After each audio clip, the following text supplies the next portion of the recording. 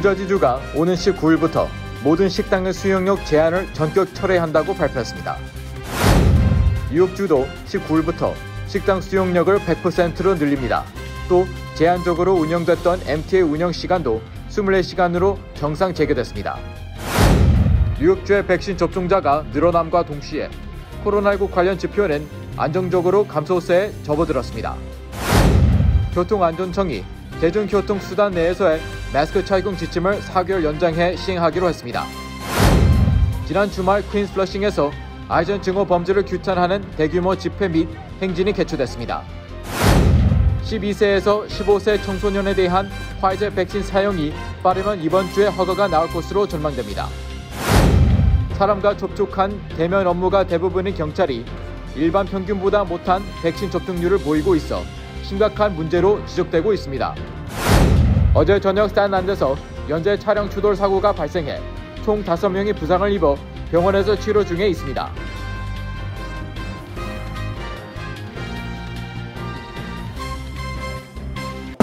노아은행 맨해튼 지점이 한인타운 중심부인 31가와 32가 사이 피프스 애비뉴 1층으로 확장 이전했습니다. 동포 사회에 꼭 맞는 다양한 상품과 고객 만족 서비스로 여러분께 다가가겠습니다. 한인 비즈니스의 내일을 생각하는 은행 노아은행, 멤버 FDIC and Equal Housing Lender.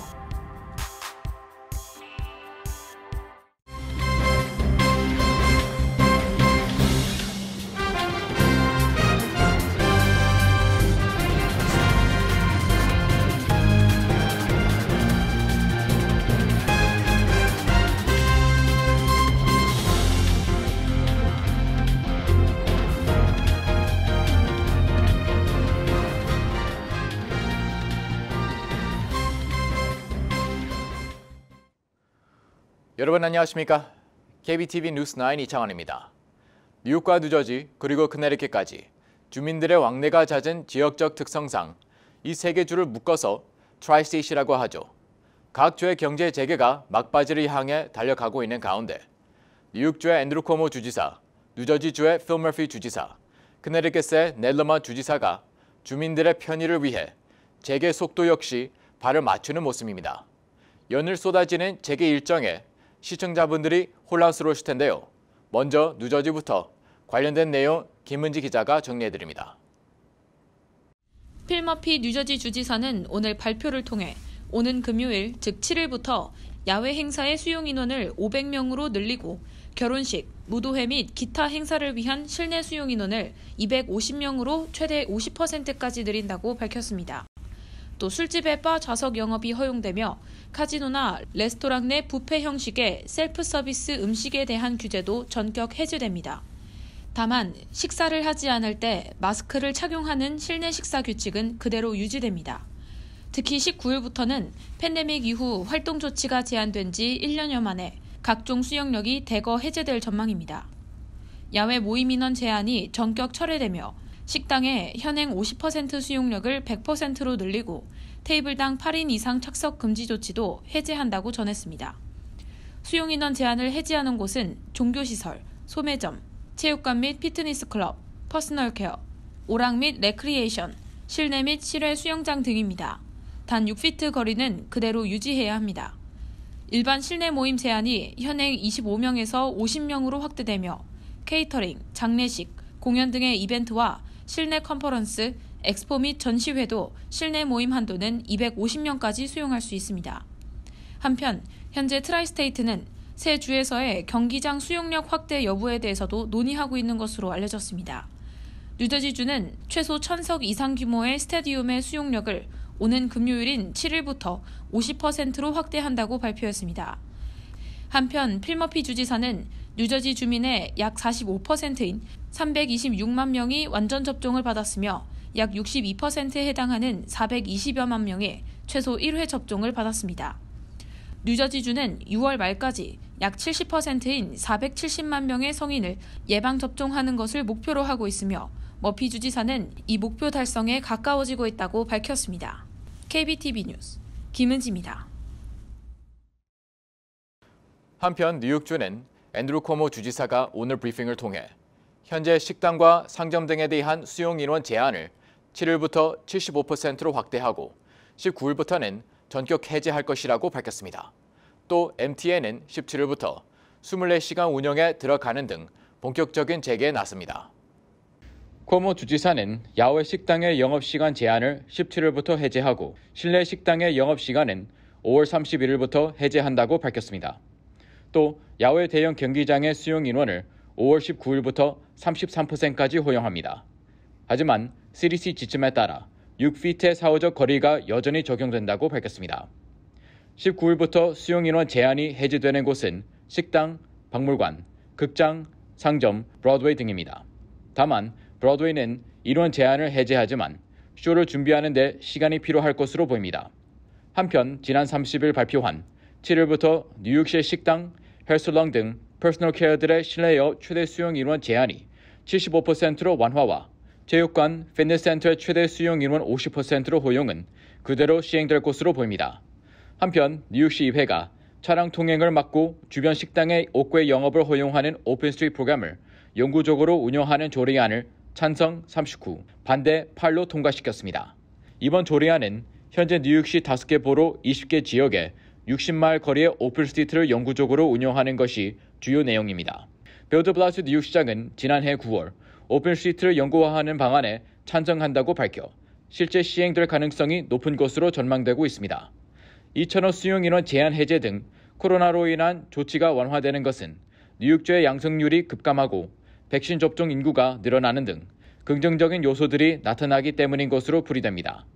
코모 주지사는 규제 완화를 발표하면서 4월 마지막 주 코로나 양성률이 1.49%로 떨어졌고 이는 10월 28일 이후 처음으로 1.5% 아래로 떨어졌다고 전했습니다. 뉴욕주의 백신 접종자가 증가하고 있는 데 따라 확진자 수, 감염률, 병원 입원자 수 등 코로나 관련 수치들이 빠르게 감소세를 보이고 있습니다. 앤드류 쿠오모 뉴욕 주지사는 뉴욕주 전역의 1일 코로나19 감염률이 1.49%를 기록해 지난해 10월 28일 이후 처음으로 1.5% 이하를 기록했다고 밝혔습니다.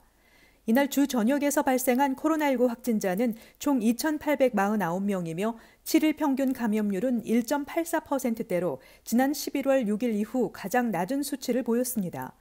병원 입원 환자 수는 2주에 비해 33% 감소한 2,535명으로 지난해 11월 20일 이후 가장 적은 수로 집계됐습니다. 이 같은 전반적인 코로나19 관련 수치의 감소세는 코로나19 백신 접종이 확산됨에 따른 것으로 분석됩니다.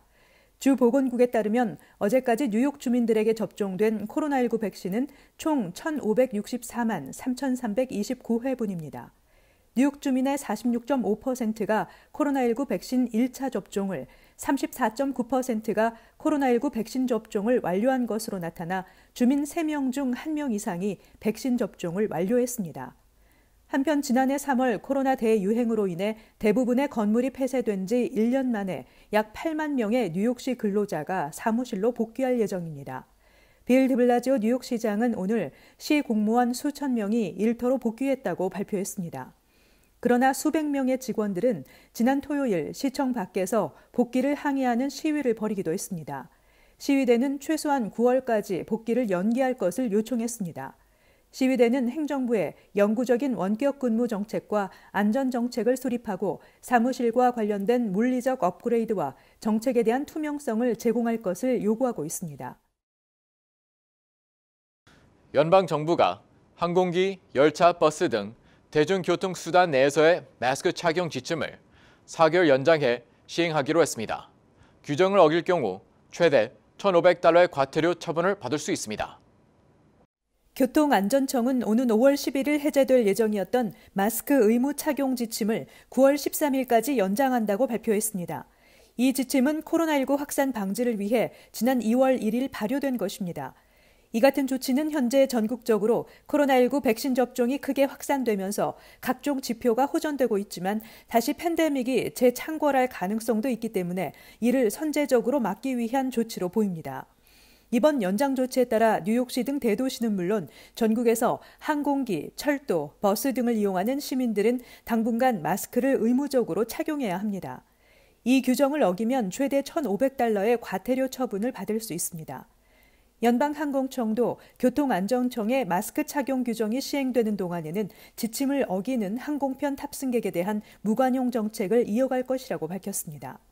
앞서 질병통제예방센터는 백신 접종을 완료한 시민의 경우 국내외 여행을 해도 된다면서 다만 마스크 착용과 사회적 거리 두기는 지속해서 준수하라고 권고한 바 있습니다.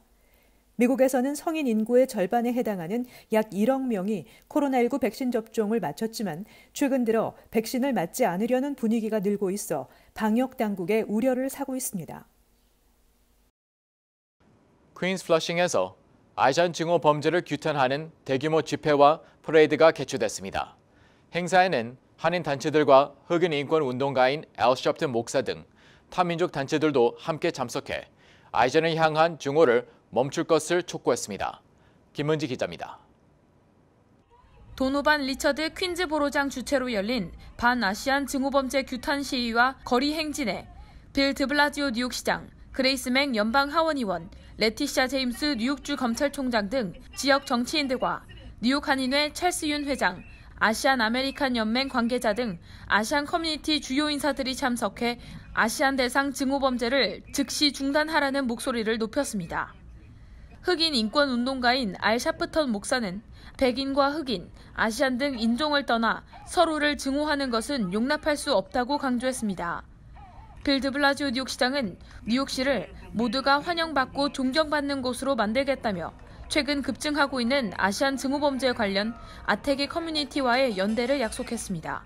Those who hate do not belong in New York City. Those who hate do not understand New York City. New York City is made up of all of us. Look around. Asian Americans, Pacific Islanders who make this city great. If you love New York City, you can't take the contributions of the Asian American community out of it, because the only way we are New York City today is because of what all Asian Americans have done for us. Won't be accepted in New York City. If you hate, get the hell out of here, because you don't belong in New York City. 한편 이러한 노력들에도 불구하고 뉴욕 시내 아시안들을 향한 증오범죄는 끊임없이 발생하고 있습니다. 경찰에 따르면 퀸즈 플러싱에서 15세의 아시안 청소년이 인근을 지나던 5명의 또래들로부터 칭총이라는 인종차별적 욕설과 함께 집단 구타를 당했습니다. 같은 날 오후에는 브루클린에서 신원 미상의 여성이 인종차별적인 욕설을 내뱉으며 52세 중국계 여성을 선로로 밀치는 사건도 벌어져 경찰은 현재 용의자를 추적하고 있습니다. KBTV 뉴스 김은지입니다. 12세에서 15세 청소년에 대한 화이자 백신 사용이 빠르면 이번 주에 허가가 나올 것으로 전망됩니다. 만일 이들에 대한 사용이 허가되면 올 여름까지 1천만 명의 청소년이 접종을 받을 수 있다는 전망이 나왔습니다. 지난 2일 전 FDA 국장이자 현 화이자 이사인 스콧 거트먼 CBS 방송에 출연해 FDA가 아주 짧은 기간 내에 청소년에 대한 화이자 백신 사용을 승인하길 희망한다며 승인 즉시 500만 명이 접종받을 수 있다고 예상했습니다. 화이자는 지난 4월 초 FDA에 백신 사용 연령을 12세에서부터 15세로 확대해 달라고 요청했으며 현재는 16세 이상 연령대에서만 긴급 사용 승인이 난 상황입니다. 골립 전 국장은 미국의 12세에서 15세 청소년은 약 1,700만 명인데 500만 명은 즉각 접종할 수 있다며 나머지 500만 명에서 700만 명은 개학 전 여름 동안에 접종받을 수 있을 것이며 점차 증가할 것이라고 설명했습니다. 또한 화이자는 백신을 만 5세부터 11세까지의 어린이도 이르면 올해 말부터 접종이 가능할 것이라고 지난 30일 CNBC 방송이 전했습니다. 화이자와 바이온테크는 3월 말부터 생후 6개월에서 만 11세 사이의 건강한 어린이들을 대상으로 코로나19 백신 임상시험을 시작했습니다. 화이자와 바이온테크는 6개월에서 2세, 2세에서 5세, 5세에서 11세까지 3개 그룹으로 나눠 시험을 진행 중입니다. 이 가운데 5세에서 11세 그룹의 임상시험 데이터가 여름 말쯤 나올 것이라는 예상입니다. 두 회사는 2,000명 이상의 청소년을 대상으로 한 임상시험 결과 백신이 100% 예방 효과를 발휘했다고 3월 말 발표한 바 있습니다. 어린이에 대한 백신 접종은 집단 면역과 코로나19 대유행 종식을 위한 필수 조건이라고 CNBC는 전했습니다. 미국 인구에서 20%를 차지하는 어린이들에게 백신을 투여할 수 없다면 전체 인구의 70에서 85%가 백신을 맞아야 달성이 가능한 집단 면역이 사실상 어렵기 때문입니다. 사람과 접촉하는 대면 업무가 대부분인 경찰이 일반 평균보다 못한 백신 접종률을 보이고 있어 심각한 문제로 지적되고 있습니다. 포스트지가 40곳이 넘는 대도시의 경찰국을 대상으로 코로나19 백신 주사를 최소한 한 차례라도 맞은 경찰관 수의 비율을 연구한 결과 조사 대상 경찰국 중 미국 성인들의 접종률과 비슷하거나 웃도는 곳은 단 5곳에 불과했습니다. 현재 1억 4,700만 명이 넘는 미국인이 최소한 한 번 주사를 맞아 전 인구 비율이 44%를 넘고 16세 이상 성인 대비로는 55%가 웃돌고 있습니다. 이런 가운데 하와이 호놀룰루 경찰이 최소한의 주사 실행률이 80%로 가장 높았으며 콜로라도주 덴버, 매사추세츠주 보스턴, 메릴랜드주 볼티모어에 이어 수도 워싱턴이 56%를 기록해 일반인 수준을 넘었습니다. 그러나 로스앤젤레스 50%, 뉴욕 39%, 라스베거스 38%부터 애리조나주 피닉스 23%에 이르기까지 대부분의 대형 경찰국들의 접종률이 일반치를 하회한 것으로 나타났습니다. 이처럼 경찰 접종률이 낮은 이유는 엄청난 힘을 가지고 있는 미국 경찰 노조의 입김에 어느 한 도시도 경찰의 접종을 의무화할 수 없기 때문으로 분석됩니다. 미국 의료진이 3월 초에 벌써 52%의 접종률을 보인 것과 확연히 대비되고 있습니다. 대도시 당국이 경찰의 접종을 유인하기 위해 여러 인센티브를 내놓고 있는 상황입니다. 신문은 경찰의 반 이상이 백신 주사를 맞지 않았다는 사실을 상기하면 위험에 처해도 경찰을 부르기 꺼려하게 될 것이라고 지적했습니다. 어제 저녁 스태튼 아일랜드에서 연쇄 차량 추돌 사고가 발생했습니다. 이 과정에서 뉴욕 경찰차가 버스 정류장에 서 있던 72세 노인을 들이받았습니다. 보도에 김은지 기자입니다. 어제 오후 11시 15분경입니다. 스태튼 아일랜드 웨스트 브라이튼 구간 사거리에서 차량 3대가 연쇄 추돌하는 사고가 발생했는데 이 과정에서 인도로 돌진한 경찰차가 보행자를 들이받았습니다. 사고를 당한 72세 노인은 맥도날드 앞에 있는 브로드웨이와 포레스트 애비뉴에 있는 버스 정류장에 서 있었습니다. 피해 여성은 이 사고로 다리에 복합 골절상을 입었고 현재 리치몬드 대학병원에 이송돼 치료를 받고 있습니다. 사고의 차량들은 모두 심각한 상태로 파손됐으며 경찰차 1대와 구명차 1대 그리고 일반 차량 1대로 파악됐습니다. 경찰관을 포함한 총 7명이 부상을 입어 병원에 이송됐습니다. 다행히 사망자는 없으며 추돌 사고의 원인은 아직 조사 중에 있습니다. KBTV 뉴스 김은지입니다. 내 집같이 편안한 은행 뉴 밀레니엄 뱅크가 뉴저지 클러스터와 뉴욕 플러싱에 새로운 지점을 오픈하였습니다. 클러스터 570 피어먼트 로드와 플러싱 141 노던 블러바드에 위치한 새 지점에서 모든 금융 업무와 혼무 기지 상담도 함께 해드립니다. Member of FDIC and Equal Housing Lender. 지난 30일 한국재외동포재단이 미국과 일본 지역 한인 차세대를 중심으로 진행한 조사 결과 발표에 따르면 한인 2세 등 차세대들은 모국의 중요성을 인지하는 반면 한국 방문과 교류 등 연결고리를 찾지 못할 때가 많은 것으로 나타났습니다. 한인 2세 등 차세대 개인과 단체는 모국 중요성을 인지한다고 답했습니다. 하지만 한국 방문과 상호 교류 차원에서 모국과 연결고리를 찾지 못하거나 찾아도 활용하지 못하는 경우가 많은 것으로 나타났습니다. 반면 중동아시아, 중국, 남미 지역의 한민족 정체성 함양 지수는 높게 나타났습니다. 이와 달리 오세아니아, 유럽, 러시아는 상대적으로 낮게 조사됐습니다.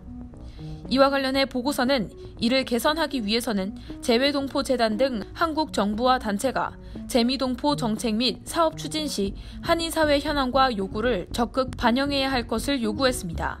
또 거주 지역별로 한인사회 네트워크 구축을 강화해 재외동포 현황을 자세히 파악해야 한다고 주문했습니다.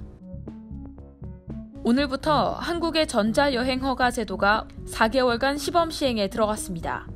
이에 따라 미국 내 한인 시민권자들이 한국 무비자 방문이 조금 더 번거로워집니다. 지금까지는 90일 무이자 입국을 위해서는 그냥 미국 여권만 들고 가면 됐지만 앞으로는 사전에 전자여행 허가를 신청해 승인을 받아야 하기 때문입니다. 시범 운영 기간 중에는 전자여행 허가 신청은 의무가 아니지만 이후 9월부터는 필수가 됩니다. 전자여행 허가를 발급받지 않은 대상 국가 국민은 한국행 항공기 및 선박에 탑승할 수 없습니다. 또 신청 수수료는 시범 운영 기간에는 면제되지만 그 이후 9월부터는 하나로 약 10,000원입니다. 또 이것의 유효기간은 허가를 받은 날로부터 2년이며 전자여행 허가를 받지 않아도 되는 예외 경우는 한국 외국인 등록증을 소지하고 있는 사람, 한국 비자를 소지한 사람, 선원이나 승무원 자격으로 입국하는 사람, 유효한 ABTC 카드 소지자, 한국에 주둔하는 미군, 입국 전에 미군 당국에서 법무부의 면제 허가를 받은 사람, 한국에 입국하지 않는 환승객, 직항으로 제주도를 방문하고자 하는 사람 등입니다. 뉴욕 총영사관은 지난달 30일 필라델피아 시청 옆 이펜센터 빌딩 내에 마련된 영사사무소에서 필라 출장소 개소식을 개최했습니다. 이로써 지역 한인사회는 오랜 수건을 이루게 됐습니다. 이날 행사는 필라델피아 한인사회의 큰 경사지만 팬데믹 상황임을 감안해 많은 동포들이 참여하지 않고 장원삼 주 뉴욕 총영사, 이종섭 필라델피아 출장소장, 마이클 라시드 필라델피아 국제 담당 부시장 등 20여 명만 참석했습니다. 필라 출장소는 곧 업무를 시작할 예정인데 민원 서비스는 오늘부터 온라인을 통해 예약 접수를 받으며 17일부터는 정식적으로 업무를 시작할 예정입니다. 한편 민원 업무는 100% 온라인 예약제로 이뤄지며 예약은 영사민원24 공식 홈페이지를 통해 할 수 있습니다. 한편 필라 출장소 개수로 미 동북부 5개 주 동포들에 대한 영사 서비스가 크게 개선될 것으로 기대되고 있습니다. 토니 블링컨 미 국무장관은 영국 현지 시간 3일 런던에서 정의용 외교부 장관과 모테기 도시미스 일본 외무상을 각각 만나 한미일 삼각협력의 중요성을 강조했습니다. 블링컨 장관은 이날 트위터를 통해 오늘 한국의 정의용 외교부 장관과 기후변화와 코로나19에 대처하기 위한 공동의 노력에 관해 논의했다며 또한 한반도 비핵화를 포함해 공동의 안보 도전을 다루기 위한 일본과의 3자 협력을 강조했다고 밝혔습니다. 블링컨 장관과 정 장관, 모테기 외무상 등은 4일에서 5일 영국이 주최하는 G7 외교개발 장관회의 참석을 위해 런던을 방문 중입니다. 한국은 G7 회원국은 아니지만 이번에 호주와 인도, 남아프리카 공화국 등과 함께 회의에 초청받았습니다. 이날 오전 블링컨 장관은 모테기 외무상과 정 장관을 따로따로 연이어 회담하고 조 바이든 미국 행정부가 최근 마무리한 대북 정책 검토 내용도 논의했습니다. 이번 G7 회의 기간 런던에서 한일 외교장관, 한미일 3국 외교장관 회의가 열릴 가능성도 제기되고 있습니다. 잠시 후 커뮤니티 브리핑을 전해드립니다. 노아은행 맨해튼 지점이 한인타운 중심부인 31가와 32가 사이 피프스 아비뉴 1층으로 확장 이전했습니다. 동포 사회에 꼭 맞는 다양한 상품과 고객 만족 서비스로 여러분께 다가가겠습니다. 한인 비즈니스의 내일을 생각하는 은행 노아은행, 멤버 FDIC and Equal Housing Lender.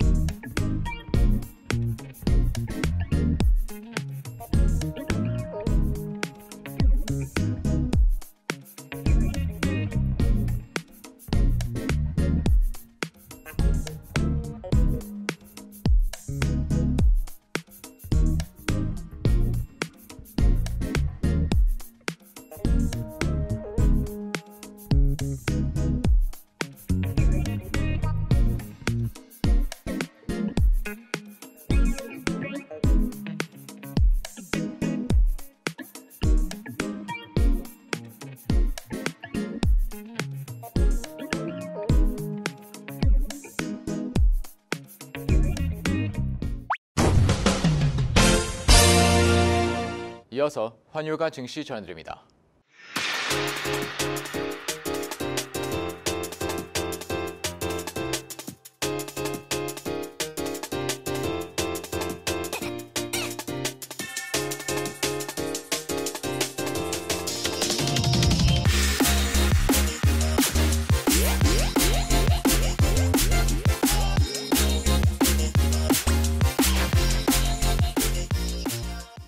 잠시 후 뉴욕과 뉴저지 날씨 전해드립니다.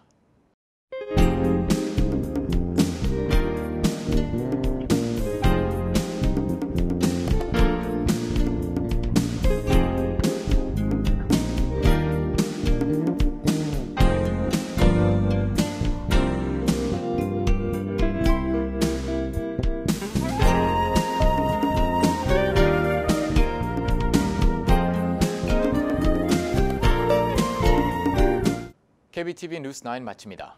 오늘도 시청해 주셔서 감사합니다. 편안한 밤 보내시기 바랍니다.